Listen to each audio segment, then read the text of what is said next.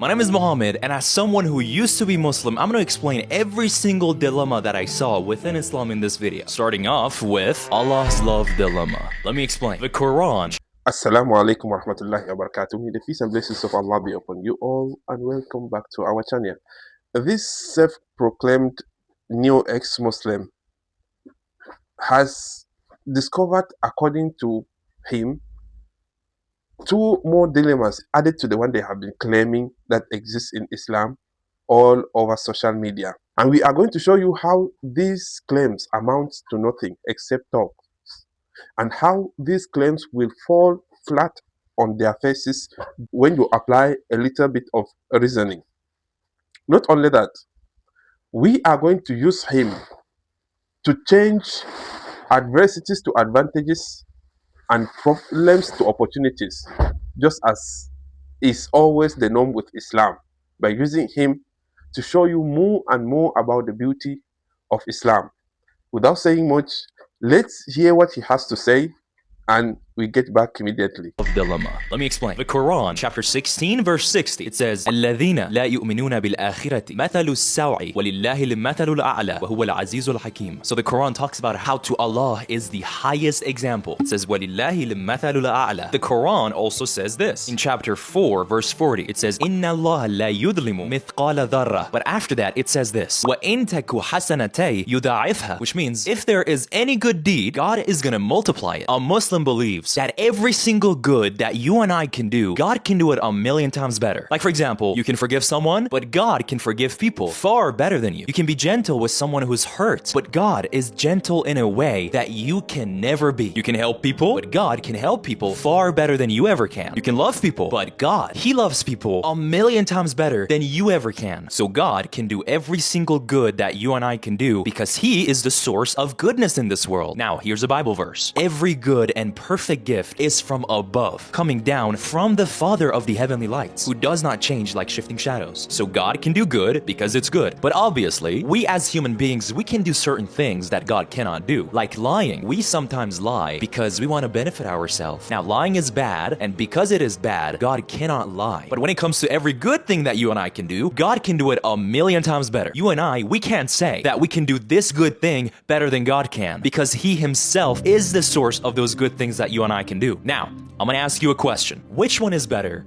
Selfish love or sacrificial love? I would say sacrificial love is way better than selfish love. And sacrificial love is a beautiful thing that us as human beings can have. Like, for example, your mom can jump in front of a car knowing that she's not gonna make it, but she wants you to make it. Now, that is called unconditional love. That's called someone would have done this for you. You would know that that person truly loves you and truly cares about you because they just gave up everything for you. Jesus said, the greater love has no one than this, to lay down one's life for one's friend. We talked about how God is the greatest example, and there's nothing good that you and I can do that God cannot do. Now, here's my question to you if you're a Muslim and if you're watching this. Can Allah has sacrificial love for you?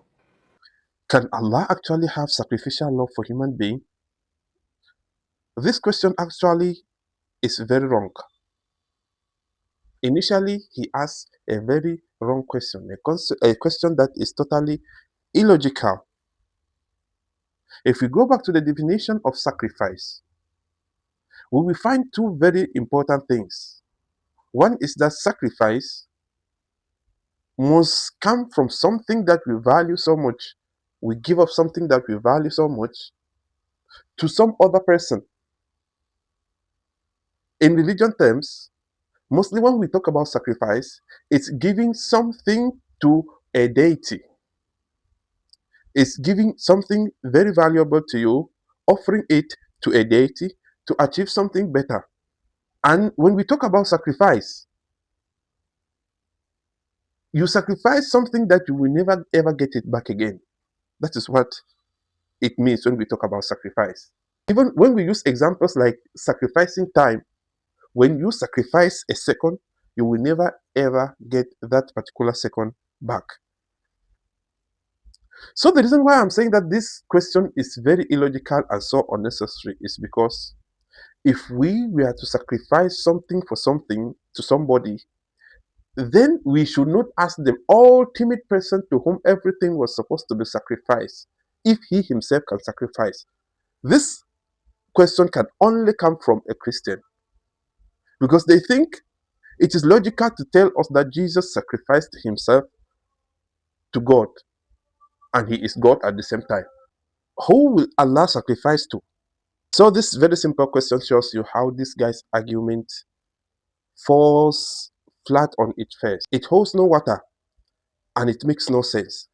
But nevertheless, it may interest you to know that what actually happened to Jesus can never be considered a sacrifice. This is why.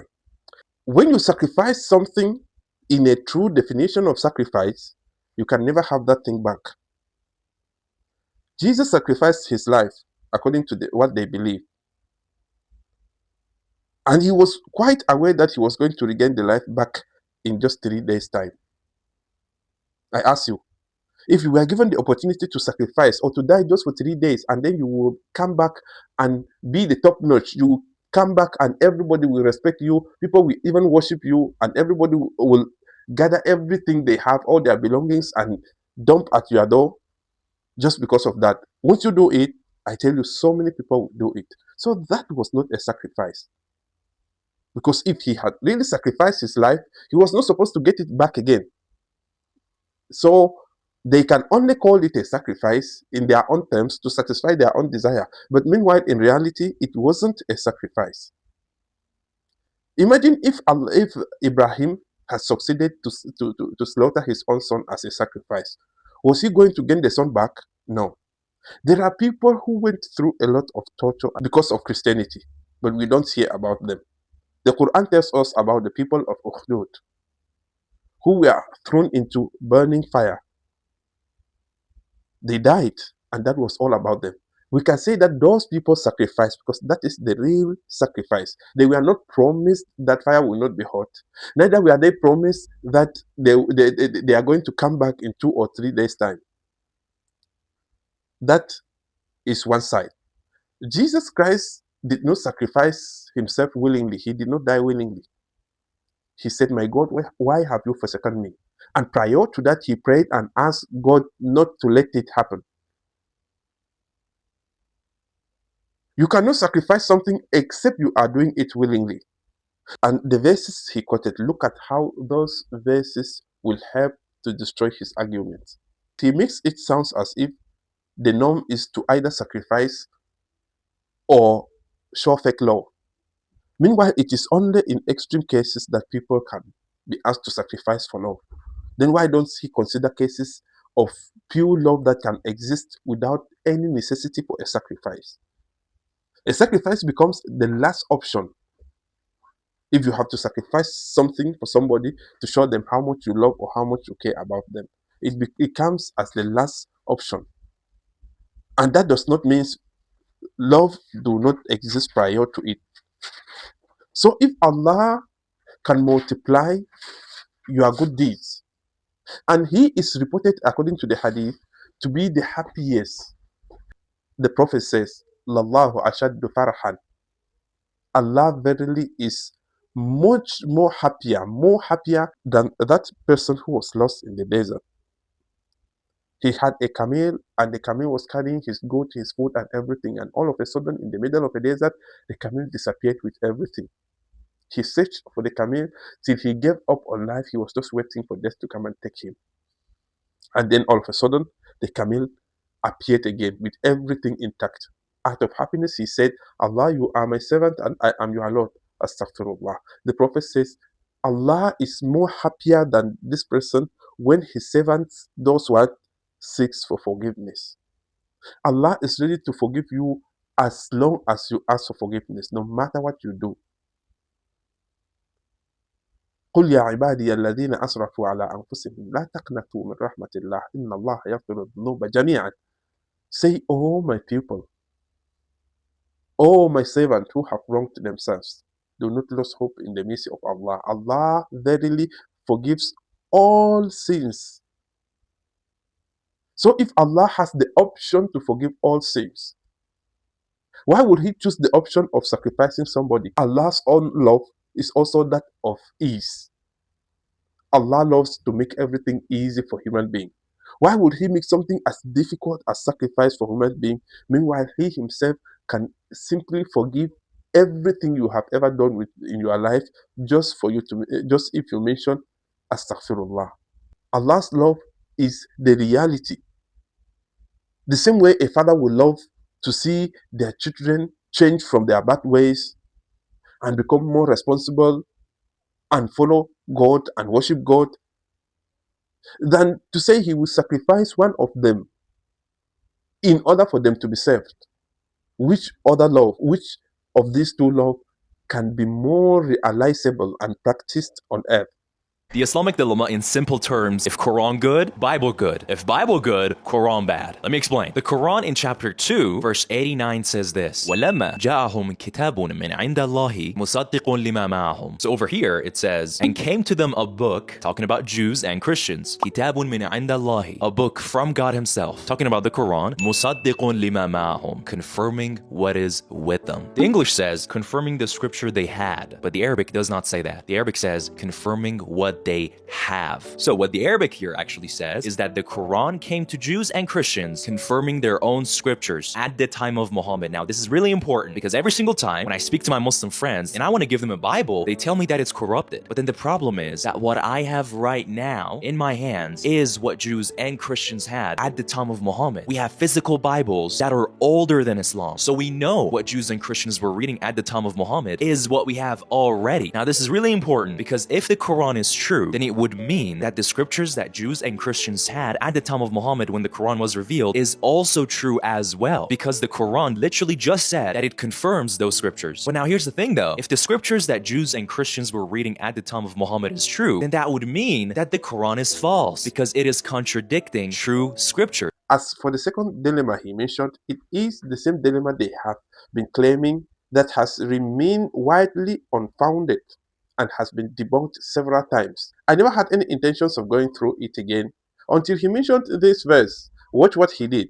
He quoted the verse, وَلَمَّا جَاءَهُمْ كِتَابٌ مِّنْ عِنْدِ اللَّهِ مُصَدِّقًا لِمَا مَعَهُمْ نَبَذَ فَرِيقٌ مِّنَ الَّذِينَ أُوتُوا الْكِتَابَ كِتَابَ اللَّهِ وَرَاءَ ظُهُورِهِمْ كَأَنَّهُمْ لَا يَعْلَمُونَ.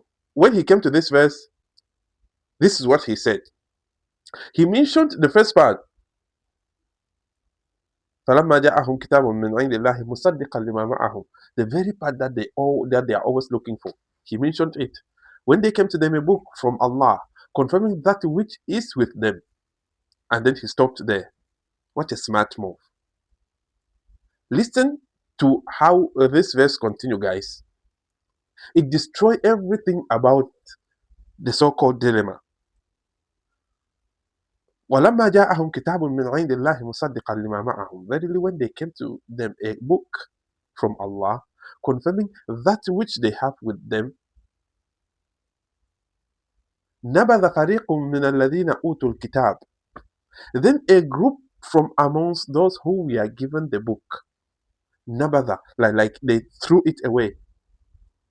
They threw the book behind them. Like, this is Muhammad being mentioned in the Muhammad that we are looking for. The Muhammad we all have been waiting for. He is the one. It has been confirmed. What did they do? They threw everything behind them. And then their unfortunate offsprings after 1,000 years are here asking us what happened to their book.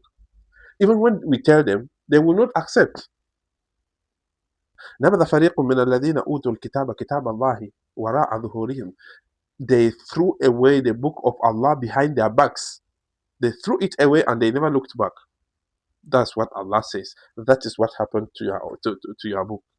If you therefore claim that the Quran confirms the Bible and the Injil, then know that immediately after the Quran confirmed it, your ancestors, they behind their backs.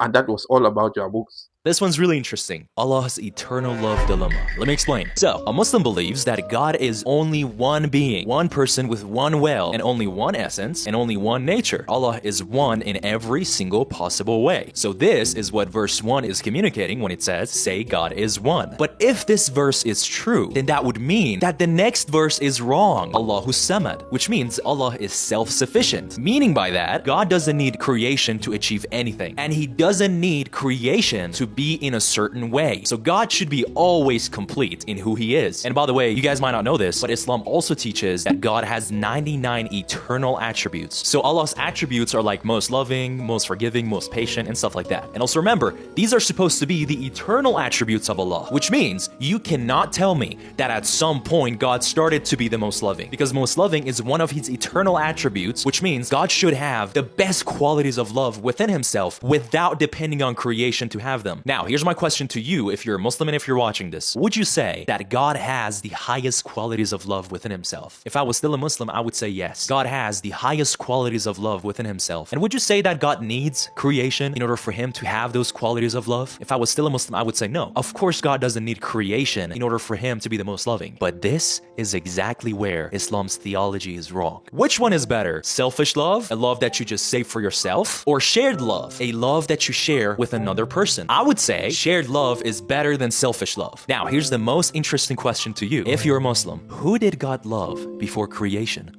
Himself? But that's selfish love. That would mean that Allah before creation only had the lowest quality. According to you, the reason why Allah's own love is not the best is because it is not sacrificial, and it because you do not understand if Allah actually had love before or not. That is your problem. Yeah, the same way you will permit us to question what happened to the sacrificial love from the very beginning, from the time of Adam, through through Abraham, to Moses, and to Jesus. Was this not a very long time, long enough for God to show his sacrificial love to us? Why did he not sacrifice 1, 2, or 3 people before then? God sacrificed his son to show us that love exists. Meanwhile, generations has lived before his son. What happened to those generations? Okay, maybe the love that God had before he sacrificed his son, should we also qualify it to be selfish love? Yeah, it is supposed to be selfish love according to your own logic. It's been 2,000 years after this love was shown, and so much has happened. Has he gone back to selfish love again? Or is it not the right time for him to sacrifice another again? Because people have done a lot for this period of 2,000 years. So you see how your logic cooks you. So it doesn't make sense when you claim what you do not know. And did Allah has love even before he created us? Yes. How did the love exist back then? We do not know. But his knowledge is sufficient. For he knows what happened, what is happening, what is going to happen, what is not going to happen. If it were to happen, how it was going to happen. He knows everything. So who is the best? Allah, who does not need any creation of his to fulfill any of his attributes or to fulfill any of the things he wants to do or to help him in any of his creation. Or a God who needed to create 2 other gods around him in order to prove to human beings that there exists love in him and that he can show people love. Of course, this one is not self-sufficient. This argument actually is against him and not for him. We have established that Allah does not need anything at all. But he has also established that his God needed to create 3 other gods. There needed to exist 3 gods for people to be able to know that love exists. In other words, for his God to be able to convince them that he shares love, he needed to have 3 other partners so that they will know that he shares love. But Allah tells us that I am Al-Wadud, the most loving, but I don't need your love. I am so self-sufficient that I don't need your love. Imagine someone who loves you more than you love yourself, but he does not need your own love back. But their own God needed someone who will love them back for him to be able to share his own love to, for you to be able to know that he really has a character that is known as the character of love. I think the debate ends here. وآخر دعوانا أن الحمد لله رب العالمين Wassalamu alaikum wa rahmatullahi wa barakatuh.